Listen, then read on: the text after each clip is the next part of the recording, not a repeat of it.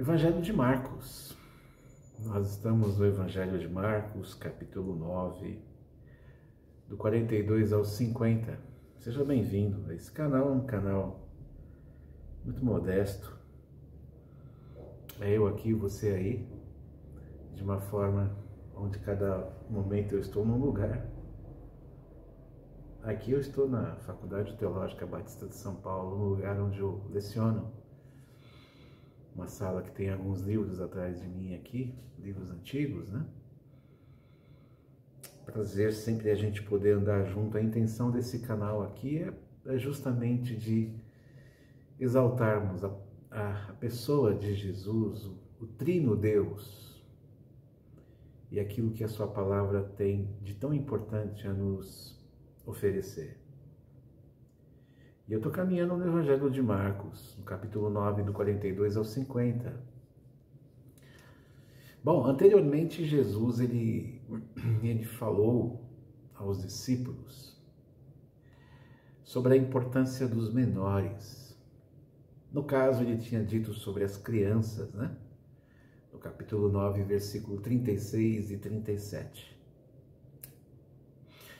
Em seguida, ele deixou claro sobre os que não estão no grupo, porque os discípulos chegaram e, olha, Senhor, tem a turma aí, tem um homem, na verdade, que está expulsando demônios no seu nome.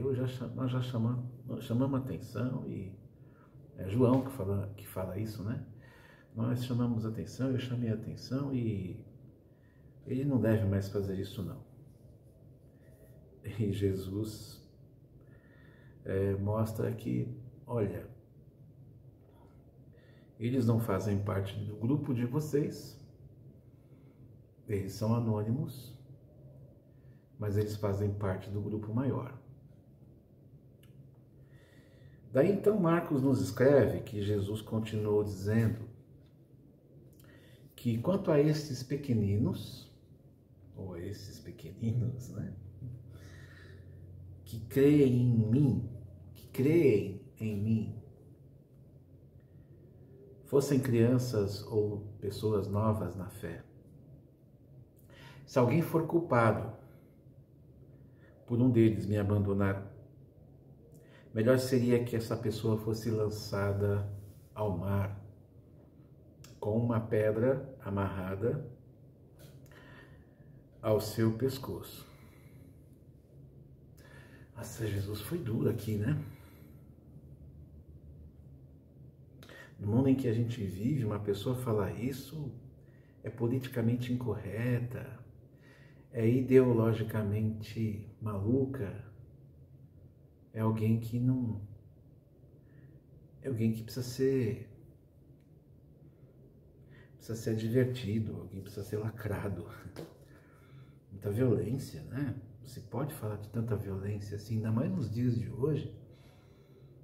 Se Jesus aí deve ser fascista para falar um negócio desse. Ele foi duro mesmo.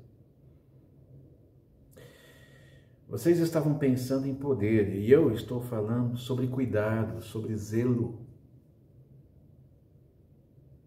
Vocês estavam discutindo entre vocês quem de vocês era o melhor, quem que ia ficar na frente, quem ia tomar conta do grupo. E depois aí vocês começam a brigar com aqueles que estão falando em meu nome. É no meu nome que eles estão falando, não é no nome de vocês. Vocês não têm nada a ver com isso, se o nome é meu. Para isso vocês estavam bem espertos. Não se trata de poder, se trata de cuidado, se trata de zelo. Então, às vezes, Jesus tem que ser duro.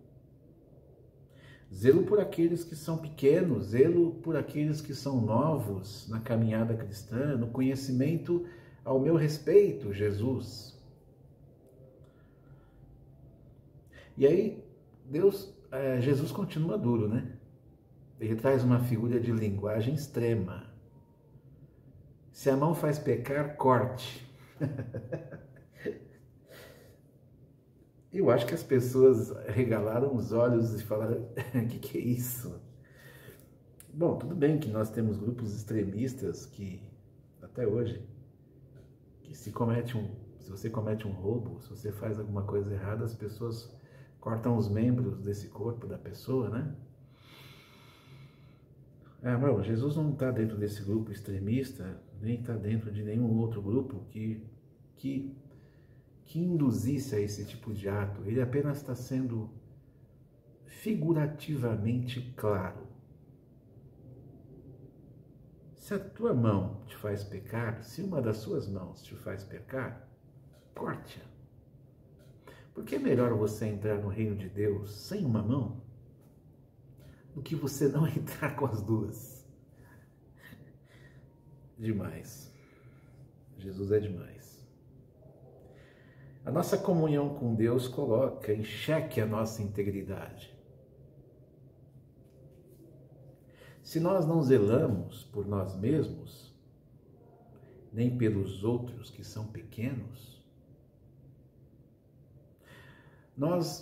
literalmente, nós não estamos considerando aquilo que Jesus nos ensina. Nós estamos ignorando os seus ensinos. Nós estamos apagando as pegadas dessa caminhada que a gente faz com Ele. É como se Ele falasse ao vento. A gente não escuta. Não há negociação com o pecado. Com o pecado não tem negociação. Não tem negócio. Os caminhos que nos afastam de Deus não devem se manter visíveis.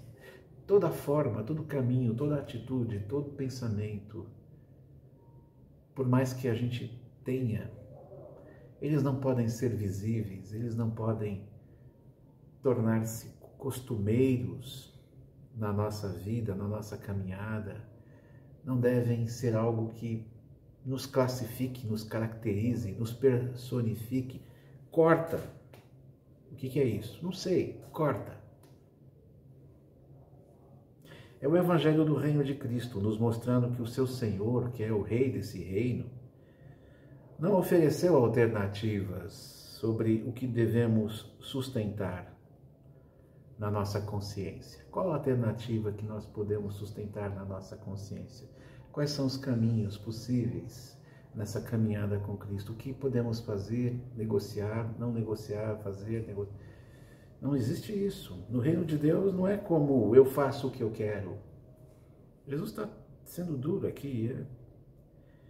A liberdade, na verdade, essa liberdade, porque muita gente vai falar assim, não, mas agora nós temos liberdade. Nós estamos em Cristo, somos livres, é verdade, mas essa liberdade é de não estar mais condenado.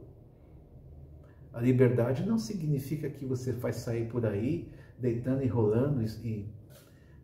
Nós somos livres do quê? Somos livres da condenação. Nós somos livres de um pecado que nos arrastaria para uma eternidade distantes de Deus. É essa liberdade que nós estamos falando. Nós não estamos falando de que faça o que quiser.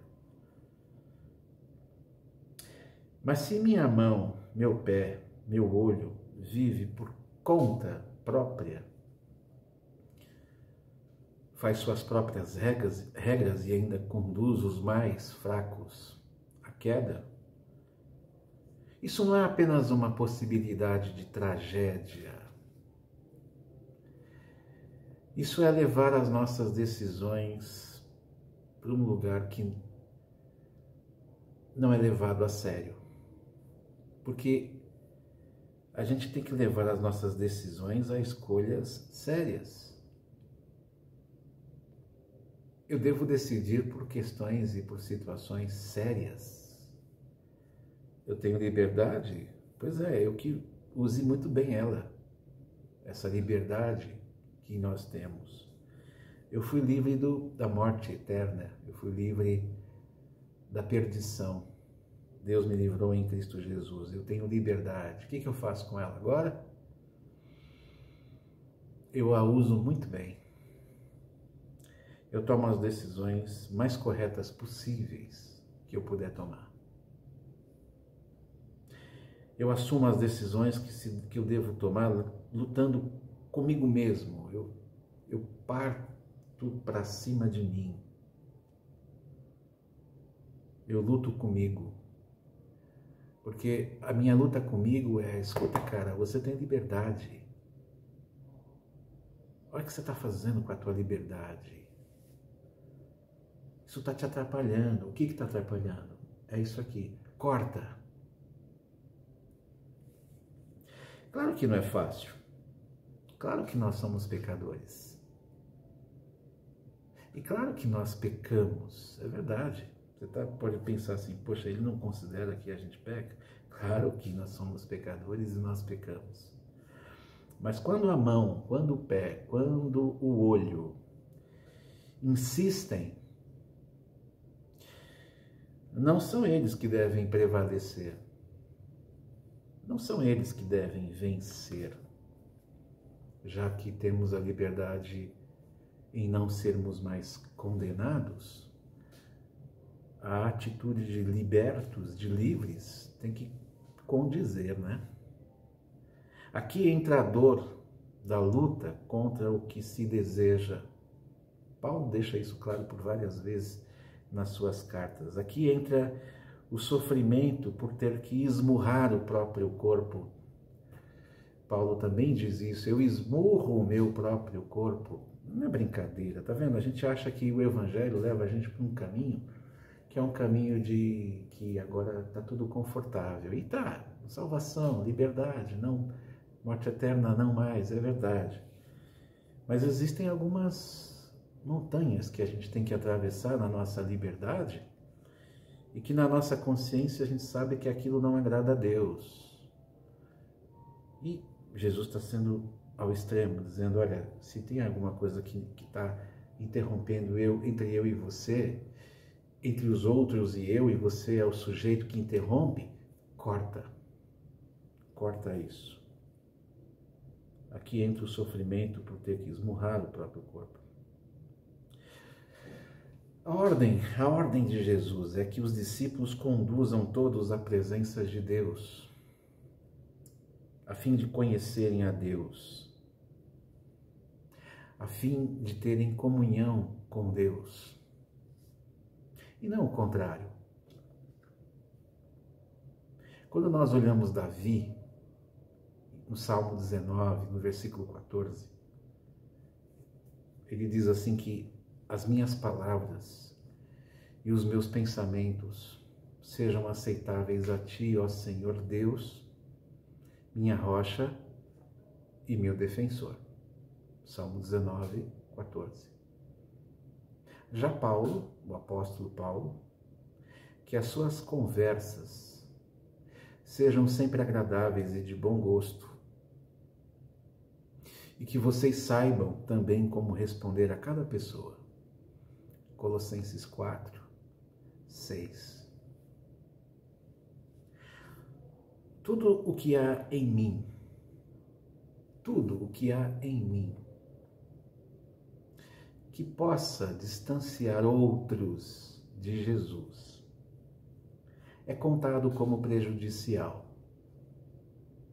e como algo que me prejudica da mesma forma diante de Deus. Nosso estilo de vida traz exigências. Quem diz que não? Essa falsa impressão de que nós somos iguais a todos e todos são iguais a nós, vamos nos misturar. Nosso estilo de vida traz exigência, sim. Santidade significa separação. Santidade não significa mudança de natureza. Nós somos naturalmente pecadores. E o que nos diferencia de muitos é que a gente assume. Mas nós vivemos uma vida que é muito diferente das dos outros e essa vida ela precisa ser mantida com orgulho. E não com aquele desejo de criar espaços pacíficos a fim de que o outro se sinta bem comigo. Não, ele não tem que se sentir bem comigo se ele está vendo que eu agrado a Deus e isso lhe desagrada. Afinal de contas, quem que eu tenho que agradar? Aquele que está perto de mim e que está pouco preocupado com Deus? Ou com aquele a quem eu devo a minha vida? O reino de Deus é de submissão, esforço. O reino de Deus é de luta contra aquilo que nos faz senhor de nós mesmos, ignorando o fato de que nós não fomos criados assim. Nós não fomos criados para cortar a nossa mão. Nós não fomos criados para cortar o nosso pé, o nosso olho. Deus não nos criou para conduzir outros à perdição ou para nos conduzir outros para distante de Deus, de Cristo. Não. Deus nos criou de outra forma. E é dessa forma que a gente está pensando. E é essa forma que a gente quer resgatar.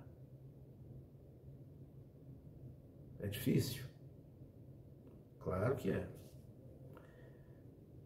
Sejamos todos bem-vindos. Deus te abençoe. Deus nos abençoe. Um abraço.